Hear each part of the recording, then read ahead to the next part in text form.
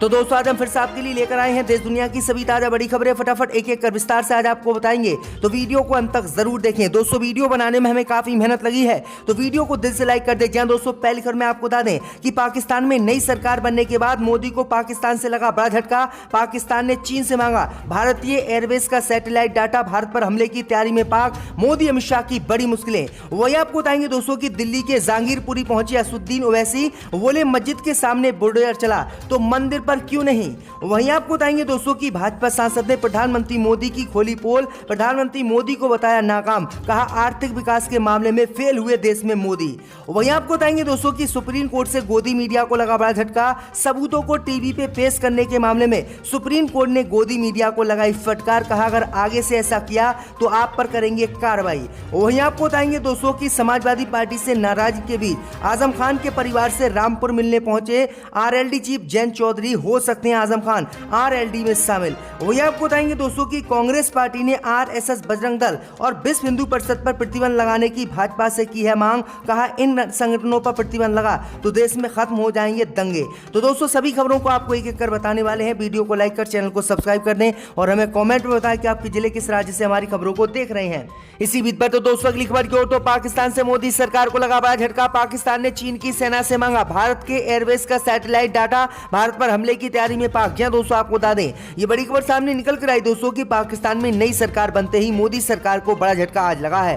दरअसल आपको बता दें कि पाकिस्तान की सेना ने नई सरकार बनने के बाद चीन की सेना से भारत के एयरवेज का सैटेलाइट डाटा मांगा है। दरअसल आपको बता दें कि पाकिस्तान की सेना की इस कार्रवाई से मोदी सरकार बुरी तरह से डर गई है, क्योंकि पाकिस्तान कभी भी भारत पर हमला कर सकता है और इसीलिए भारत के एयरवेज का सैटेलाइट डाटा मांगा है। दरअसल आपको बता दें कि पाकिस्तान के नए प्रधानमंत्री शहबाज शरीफ ने भी साफ कहा था कि हम भारत के साथ शांति चाहते हैं, लेकिन ये शांति तभी कायम हो सकती है जब मोदी सरकार जम्मू कश्मीर पर बात करे। तो ये बड़ी अपडेट आई दोस्तों कि पाकिस्तान में नई सरकार बनने के बाद पाकिस्तान अब भारत पर हमले की तैयारी में जुटा हुआ है और भारत के एयरवेज सहित सारे एयरपोर्टों का डाटा चीन से मांग रहा है। तो ये बड़ी अपडेट आ रही दोस्तों। इसी बीच पर तो दोस्तों अगली खबर की ओर, तो दिल्ली के जहांगीरपुरी पहुंचे असदुद्दीन ओवैसी, बोले मस्जिद के सामने बुलडोजर चला तो मंदिर पर क्यों नहीं। दोस्तों आपको बता दें कि एआईएमएम के प्रमुख और हैदराबाद से सांसद असदुद्दीन ओवैसी दिल्ली के जहांगीरपुरी पहुंचे। मंगलवार को नगर निगम के कथित अतिक्रमण हटाने के नाम पर यहां कई दुकानों को गिरा दिया गया था, जिसके बाद शाम को असदुद्दीन ओवैसी यहां पहुंचे। ओवैसी ने केंद्र की भाजपा और दिल्ली की आम आदमी पार्टी सरकार को निशाने पर लिया, साथ ही अतिक्रमण की कार्रवाई में मुसलमानों को निशाना बनाए जाने की बात कही।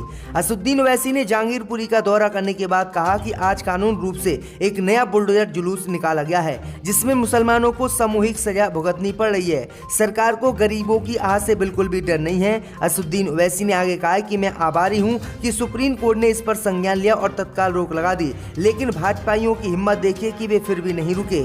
आगे असदुद्दीन ओवैसी ने मुसलमानों के साथ भेदभाव का भाजपा पर आरोप लगाते हुए कहा कि मस्जिद के सामने की दुकान जहांगीरपुरी में गिरा दी गई तो मंदिर के सामने बुलडोजर आखिरकार क्यों नहीं चलाया।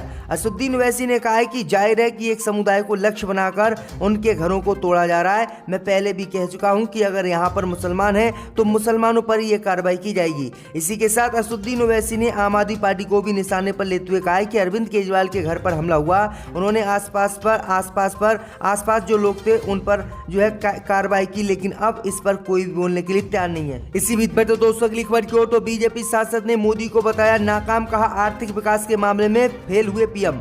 दोस्तों आपको बता दें कि भाजपा के राज्यसभा सांसद सुब्रमण्यम स्वामी ने अपनी ही सरकार पर सवाल आज उठाए हैं। उन्होंने प्रधानमंत्री मोदी को नाकाम बताया। स्वामी ने कहा कि प्रधानमंत्री मोदी 8 साल के अपने कार्यकाल में देश के आर्थिक विकास के मामले में पूरी तरह से फेल साबित हुए हैं। स्वामी ने कहा कि 2016 के बाद से विकास दर लगातार नीचे गिरी है। दरअसल आपको बता दें कि स्वामी ने ट्वीट कर प्रधानमंत्री मोदी पर निशाना साधा। उन्होंने कहा कि सत्ता के 8 वर्षों में हम देख रहे हैं कि मोदी आर्थिक विकास के लक्ष्यों को प्राप्त करने में विफल रहे। इसके विपरीत 2016 के बाद से विकास दर में सालाना गिरावट आई है। राष्ट्रीय सुरक्षा बेहद कमजोर हुई है। मोदी चीन के बारे में अनजान है। स्थिति के ठीक होने की गुंजाइश है, लेकिन क्या वह जानते हैं ये कैसे होगा। तो ये बड़ा हमला जो है अपनी ही सरकार पर इन्होंने बोला है। इसी बीच पर तो दोस्तों अगली खबर की ओर तो अखिलेश यादव से नाराजगी के बीच आजम खान के परिवार से रामपुर मिलने आए जयंत चौधरी। जयंत दोस्तों आपको बता दें कि राष्ट्रीय लोक दल के अध्यक्ष जयंत चौधरी बुधवार को सपा नेता आजम खान के परिवार से मिलने रामपुर उनके घर पहुंचे। आजम खान के परिवार से मुलाकात के बाद जयंत चौधरी ने मीडिया से बातचीत की। बातचीत के दौरान सपा में बिखराव के सवाल पर वो बचते नजर आए। हालांकि दोनों नेताओं के बीच मतभेद की खबर एक तरह से पुष्टि कर दी गई। उन्होंने कहा कि किसी भी राजनीतिक दल में अलग अलग मत होना उस दल में लोकतंत्र के जीवित होने का परिणाम है। जयंत चौधरी ने आगे कहा कि वह लखीमपुर कांड के मुख्य गवाह से मिलने रामपुर आए थे, तो साथ ही आजम खान के बेटे अब्दुल्ला आजम खान पत्नी डॉक्टर तंजीम फातिमा से भी मिलने आ गए। उन्होंने कहा कि आजम खान वरिष्ठ नेता हैं। मेरे परिवार और खान परिवार के बीच 3 पीढ़ियों के संबंध है। जयंत ने आगे कहा कि मैं यहाँ किसी दल या नेता का पक्ष रखने नहीं आया हूँ, बल्कि मेरी संवेदना इस परिवार के साथ है। जिस तरीके से इस परिवार को प्रताड़ित योगी द्वारा किया जा रहा है, ये लोग हिम्मत वाले हैं और लड़ रहे हैं। ये बड़ी अपडेट आ रही दोस्तों की आजम खान से मिलने गए हैं, जिसके बाद ये भी खबर सामने आ रही दोस्तों की आरएलडी में आजम खान शामिल हो सकते हैं। इसी बीच पर तो दोस्तों अगली खबर की ओर तो सुप्रीम कोर्ट ने गोदी मीडिया को लगाई फटकार। कहा क्रिमिनल मामलों के सबूत ना बने टीवी बहस का हिस्सा। जब दोस्तों आपको बता दें कि सुप्रीम कोर्ट से आज गोदी मीडिया को बड़ा झटका लगा है। सुप्रीम कोर्ट ने पुलिस और गोदी मीडिया को फटकार लगाई है। सुप्रीम कोर्ट ने गंभीर आपराधिक मामलों के सबूतों को टीवी चैनलों को लीक कर दिए जाने और इस पर बहस को लेकर नाराजगी जताई है। सुप्रीम कोर्ट ने मीडिया और पुलिस को चेताते हुए इस पर सावधानी बरतने को कहा है। सुप्रीम कोर्ट ने जांच अधिकारियों और मीडिया दोनों को चेतावनी दी कि इस तरह का आचरण कर्तव्य की उपेक्षा और आपराधिक प्रशासन में हस्तक्षेप का सामना है। अदालत की टिप्पणी मंगलवार को एक फैसले के दौरान आई है। ये मामला 1999 में बेंगलुरु में डकैती के आरोप का है। सुप्रीम कोर्ट ने डकैती के आरोपी 4 लोगों को बरी कर दिया। अदालत ने पाया कि अभियोजन पक्ष की ओर से पेश किए गए सबूतों में कई चीजें मिस हैं। इस मामले में ट्रायल कोर्ट ने अपराधियों को मौत की सजा सुनाई थी, जिसे कर्नाटक उच्च न्यायालय ने उम्र कैद में बदल दिया था।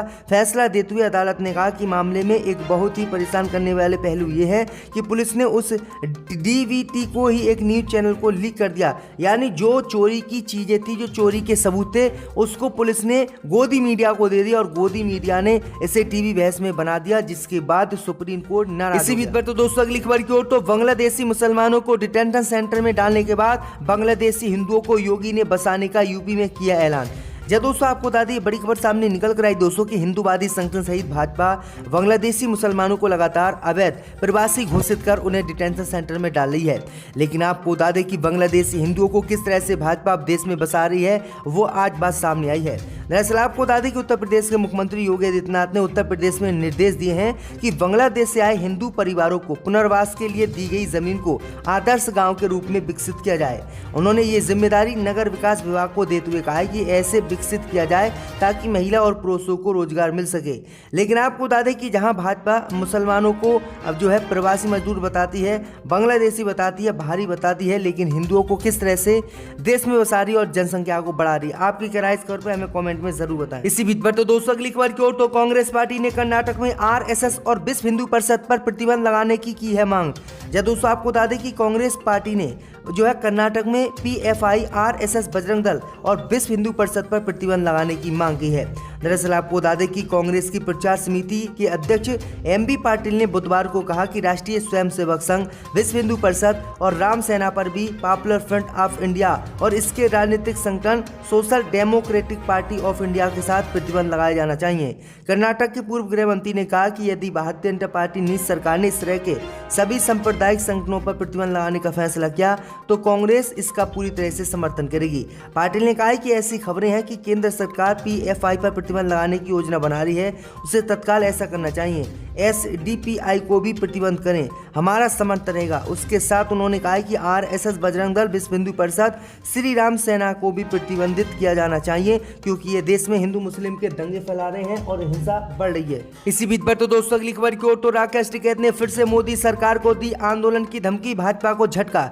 दोस्तों आपको बता दें कि किसान आंदोलन के बाद चर्चा में रहे राकेश टिकैत अक्सर किसानों के मुद्दे उठाते हुए सरकार को आंदोलन की धमकी देते हैं।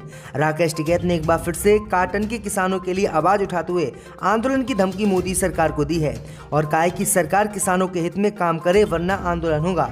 राकेश टिकैत ने ट्विटर पर लिखा कि केंद्र ने देश में कॉटन मिल मालिकों को फायदा पहुंचाने के लिए सितंबर तक संपूर्ण 11% आयात शुल्क हटाकर किसानों की कमर तोड़ी है। कॉटन के किसानों को अच्छे दाम, सरकार उद्योगपतियों को रास नहीं आ रहे हैं। सरकार किसानों के हित में काम करे वरना हमारा आंदोलन होगा। दरअसल आपको बता दें कि राकेश टिकैत ने बीते दिनों ही केंद्र की मोदी सरकार को चेतावनी दी थी और मोदी सरकार पर वादा खिलाफी का आरोप लगाया था।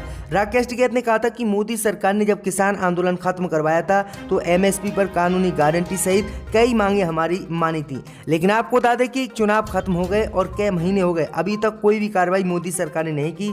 इससे हम नाराज हैं। राकेश टिकैत ने कहा कि अगर मोदी सरकार कोई कार्रवाई नहीं करती है तो हम इस पर कार्रवाई करेंगे और देश में फिर से आंदोलन शुरू करेंगे। आकर अपने फाइल्स डिप्टी स्पीकर पर फेंक